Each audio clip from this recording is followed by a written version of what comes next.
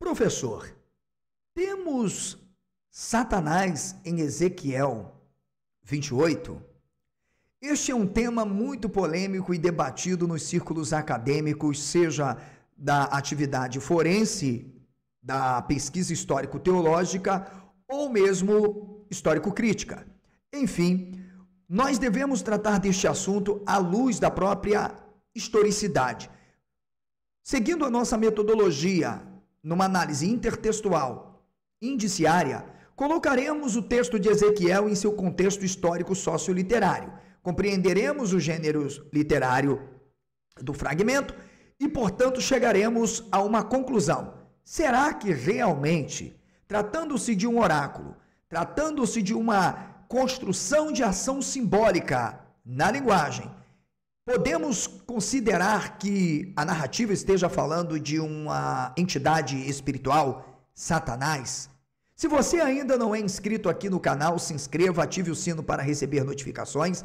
É muito importante para mim que você envie sua contribuição, seu Pix, nos ajude, ó, tá aí logo acima dessa menina bonita, beleza? Mande aí o seu Pix para ajudar o professor, o seu valeu demais, ou, quem sabe, seja membro do canal e nos ajude a continuarmos este projeto. Vamos lá. Primeiro, temos Satanás em Ezequiel 28. O texto de Ezequiel, capítulo 28, versículo de número 2, que ora estará agora na tela para você, vai tratar de um assunto. Este é um esboço que eu fiz, rascunhei rapidamente, já está disponível lá para quem quiser por apenas R$15 no meu portal. Beleza? O texto de Ezequiel está sendo marcado aí por alguns termos em vermelho, para você entender um pouco mais. Beleza? Como Negid, Adonai, Hashem, Levha ou Levaverra, ok? Entre outros. El Ani, Moshev, Elohim. Ok? Vamos entender então. O capítulo 28, do versículo 2 ao 19, trata de uma profecia contra Tiro. Ou seja, temos diferentes profecias contra o rei de Tiro. Do versículo 1 ao versículo 10, nós temos uma punição do governante de Tiro por sua autoexaltação. Então, por aqui, você já começa a entender como as tradições estão permeadas e estão sendo influenciadas por várias vertentes poéticas que estão circulando na época. Do versículo 11 ao versículo 19, nós temos o que se chama a lamentação sobre o rei Tiro, cuja arrogância logo provocará sua queda. Para que você já comece a entender a ação simbólica sobre quem? Sobre quem? Sobre o que eles denominaram futuramente o tal Satã, que caiu, que foi lançado não sei de onde. Agora devemos lembrar sobre o Adão, que é colocado no Jardim do Éden. Será que tem conexão? Nós vamos saber. Em ambas as passagens, o profeta está pensando não tanto em um indivíduo em particular, mas na nação cujo caráter está incorporado na pessoa de seu chefe. Veja aí os versículos 4, 5, 18. Eu, capítulo 29, verso 3. Ok? Então você tem uma canção de provocação, em total conexão com o que? Um Deutero Isaías. Capítulo 14, verso 4 a 21. O governante de Tiro foi levado a se imaginar como mais do que humano, e sua cidade como inexpugnável, como o trono dos deuses. Opa, então eu já estou entendendo por que se usa toda a ação simbólica na linguagem para designar e representar a realidade ou a própria história, ou a ação histórica de cada personagem. Isso se deve à insolência do próprio rei de Tiro, que será punido com uma morte vergonhosa nas mãos dos babilônios. Então você já percebeu que nós já estamos começando a entender que não há de se falar de um Satanás. Opa! De um Satã. Ezequiel, capítulo 28, versículo 13, nós temos a seguinte expressão. Estiveste no jardim do Éden, jardim de Deus. De toda a pedra preciosa era a tua cobertura: sardônia, topázio, diamante, turquesa, ônix, jaspe, safira, esmeralda e ouro. Em ti se faziam os teus tambores e os teus pífaros. No dia em que foste criado, foram preparados.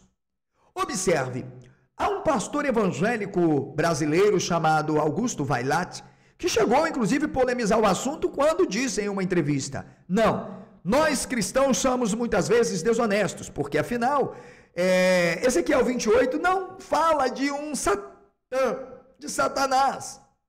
A teologia posteriormente, vamos chamar de Jerônimo, é que deu margem para tudo isso.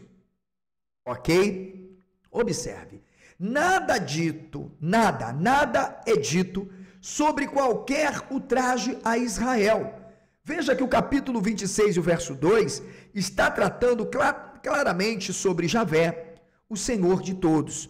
É este Javé que irá punir objetivamente o próprio rei de Tiro. Ok? Ou seja, a linguagem mostra muitos pontos de contato com outras partes do livro. Por exemplo, capítulo 27, capítulo 31 de Ezequiel.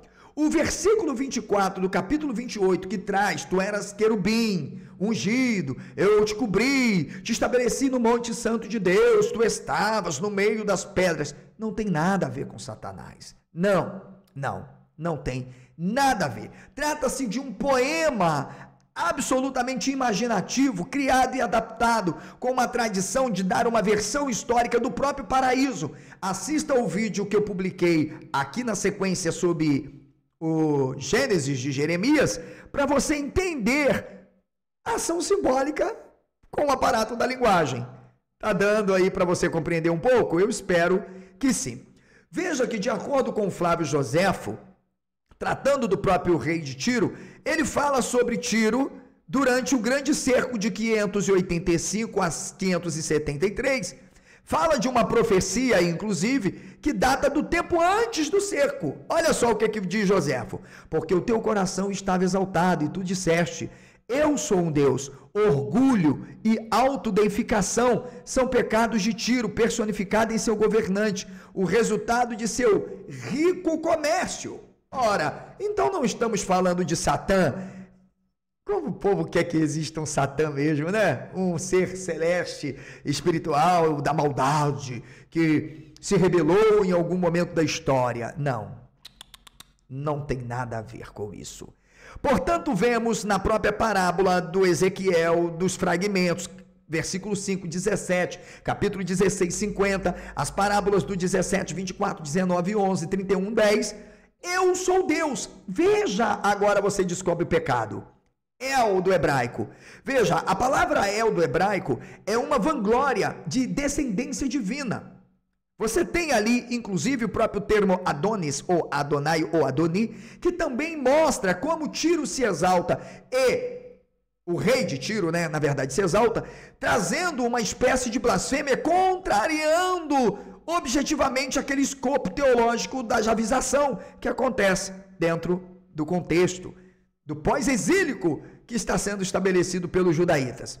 Por isso diz: no trono de Elohim eu me assento no coração dos mares. Ora, percebemos que o Javé se torna o Elohim, o Deus dos deuses. Por quê? Porque ele é uma absorção dos deuses. Hein? Gostou? Então veja aqui, a rocha sobre a qual Tiro foi construída sugere uma montanha, a montanha de Deus. Versículo 14, versículo 16. A montanha é a assembleia. Então o que nós estamos falando? De um domínio, de um poder. Podemos chamar de maneira mais direta a própria Babilônia. Existe outra interpretação? Sim. Por exemplo, é possível que a gente possa conjecturar com relação à própria sede de Deus ter sido ali o trono do Beit Hamikdash em Tiro, que presumiu que ele era o Senhor dos senhores ou o Rei dos reis. Ok? Deu para você compreender? Espero que sim. Portanto, não há de se falar absolutamente que Ezequiel seja, de fato, um texto relacionado a Satanás. Não e não e não. Ok? Não. Certas características da história dadas à montanha de Deus, pedras de fogo, manto de pedras preciosas, dificilmente podem ser de origem hebraica. Elas vêm antes da Babilônia. Tá vendo? Ou seja, há um empréstimo tomado, é um folclore em que o sacerdote, a tradição de Ezequiel, irá se basear, se imergindo na mitologia babilônica desde os tempos antigos. E, portanto, evidentemente, mais uma vez, afirmamos, os judeus não criaram nada, inventaram tudo. Veja que Heródoto menciona o rei de Tiro como sendo o segundo rei de Sidom, no conselho de Xerxes, no 5º século. E nós temos ali, inclusive, na linha de Heródoto, no texto, tu és sábio até perfeição, perfeição em beleza. Está compreendendo? No Éden, jardim de Deus, você estava, portanto, nada, absolutamente nada tem a ver com Satanás. Temos uma narrativa poético-teológica dentro de uma estrutura de ação simbólica, isto é, do aparato da linguagem, para mostrar que o povo está, de alguma forma, ligado a toda uma construção histórico-social. Veja que o capítulo 31, versículo 9, no Jardim de Deus, está em conexão com Gênesis 8, 3, 1, Folhas 23, Joel 2, 3.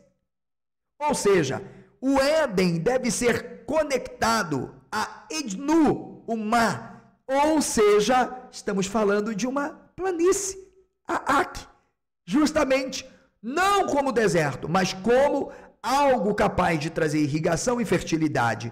Logo, estamos diante de mais uma expressão e de um oráculo que demonstra que não tem absolutamente nada de Satã, ou sequer elementos históricos reais, literais, tais como narrado. Eu espero que você tenha gostado deste vídeo, deixe o seu like, comente, compartilhe e venha fazer parte do nosso projeto.